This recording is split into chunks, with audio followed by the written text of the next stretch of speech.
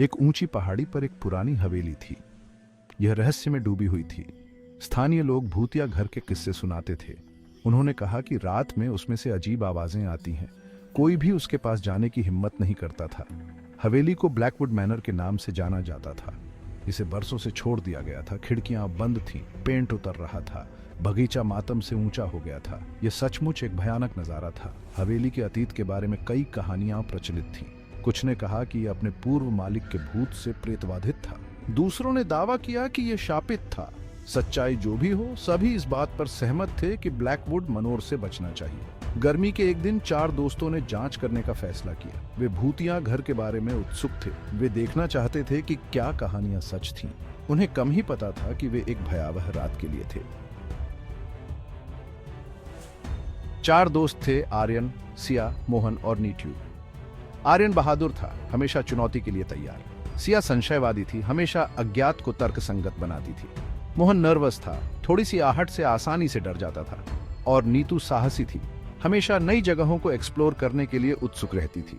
वे देर दोपहर ब्लैकवुड मनोर के लिए रवाना हुए। सूरज पहले ही ढलने लगा था। रास्ते में लंबी परछाई पड़ रही थी। जैसे ही वे हवेली के पास पहुंचे, पेड़ों से एक ठंडी हवा चली, जिससे उनकी रीढ़ की हड्डी में कंपी आ गई। चलो यार, ये करते हैं। आर्यन ने चरमराते हुए गेट को धक्का दिया और वे संपत्ति पर कदम रखा। हवा भारी हो गई, मानो उनके सीने पर कोई भार आ गया हो। वे हवेली के जितना करीब पहुंचते गए, उन्हें उतनी ही बेचैनी होती गई। अपने बढ़ते डर को नजरअंदाज करते हुए उन्होंने दबाया। उनकी जिज्ञासा उनकी आशंका पर भारी पड़ रही थी। वे ब्लैकवुड मनोर के रहस्यों को उजागर करने के लिए दृढ़ थे, भले ही इसका मतलब उनके सबसे बुरे सपने का सामना करना पड़े। दोस्त सावधानी से हवेली में दाखिल हुए। अंदर की हवा पुरानी और बासी थी, सदियों की खामोशी से भरी हुई थी। हर सतह पर धूल जमी हुई थी और हर कोने से मकड़ी के जाले लटके हुए थे। वे अपनी ही सांसों की आवाज को शांति से गूंजते हुए सुन सकते थे।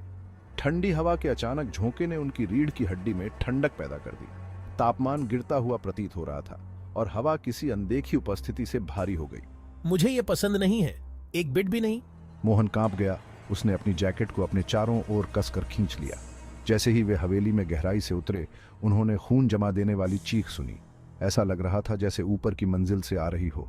उनका खून ठंडा हो गया। किसी और आवाज को ध्यान से सुनते हुए वे जम गए और उनके दिल दहशत से भर गए।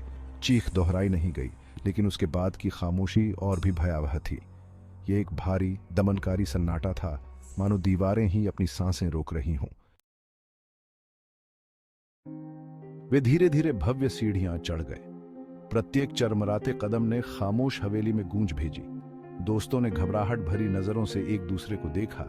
उनकी आंखें भय और प्रत्याशा से फैली हुई थी। दालान के अंत में उन्हें टिमटिमाती रोशनी वाला एक कमरा मिला। जैसे ही वे सतर्कता से पास आए, उन्होंने अंदर से एक धीमी शोकाकुल सिसकी सुनी। झिझकते हुए आर्यन ने दरवाजा खोला। वहां कमरे के बीच में एक सफेद रंग की पोशाक में एक महिला खड़ी थी। उसकी पीठ उनकी ओर थी और वह बेकाबू होकर रो रही थी। जैसे ही दोस्त विस्मय में देख रहे थे, महिला धीरे धीरे मुड़ी। उसका चेहरा पीला और खींचा हुआ था। उसकी आंखें गहरे दुख से भरी हुई थी। उसकी निगाहें उन पर पड़ी और एक ठंडी कंपी उनकी रीढ़ की हड्डी से नीचे उतर गई। यह कोई साधारण महिला नहीं थी, यह ब्लैकवुड मनोर का भूत था। दोस्त डर के मारे लकवाग्रस्त थे। उन्होंने पहले कभी भूत नहीं देखा था और वे नहीं जानते थे कि क्या करना है। सफेद रंग की महिला उनकी ओर बढ़ी। उसके पैर जमीन को नहीं छू रहे थे। कृपया, वह फुसफुसाई। उसकी आवाज एक शोकाकुल फुसफुसाहट थी। मेरी मदद करो। आर्यन ने अपनी आवाज पाई। तुम कौन हो? उसने पूछा। उसकी आवाज कांप रही थी। मैं एलेना हूँ, भूत ने उत्तर दिया, और मैं यहाँ फंस गया हूँ। उसने बताया कि कई साल पहले इसी घर में उसकी हत्या कर दी गई थी, और जब तक उसके हत्यारे को न्याय के कटघरे में नहीं लाया जाता, तब तक उसकी आत्मा को शांति नहीं मिल सकती। दोस्त उसकी कहानी ध्यान से सुनते रहे। उन्हें उस बेचारी महिला के लिए सहानुभूति का अनुभव हुआ। उन्होंने एलेना से वादा किया कि वे उसे शांति पाने में मदद करने के लिए हर संभव कोशिश करेंगे।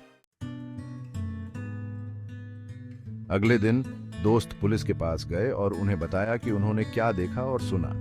पहले तो पुलिस को शक हुआ, लेकिन दोस्त समझाने में कामयाब रहे। वे जांच करने के लिए तैयार हो गए। पुलिस को ऐसे सबूत मिले जो एलेना की कहानी का समर्थन करते थे। उन्हें पुराने रिकॉर्ड मिले जिनसे उसकी हत्या की पुष्टि हुई। उन्हें ऐसे सुराग भी मिले जो उन्हें उसके हत्यारे की पहचान तक ले गए।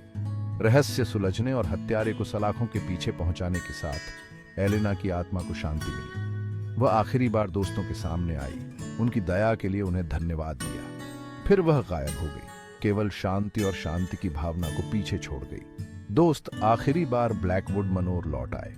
यह अब भय और आतंक का स्थान नहीं था, यह शांति और स्मरण का स्थान था।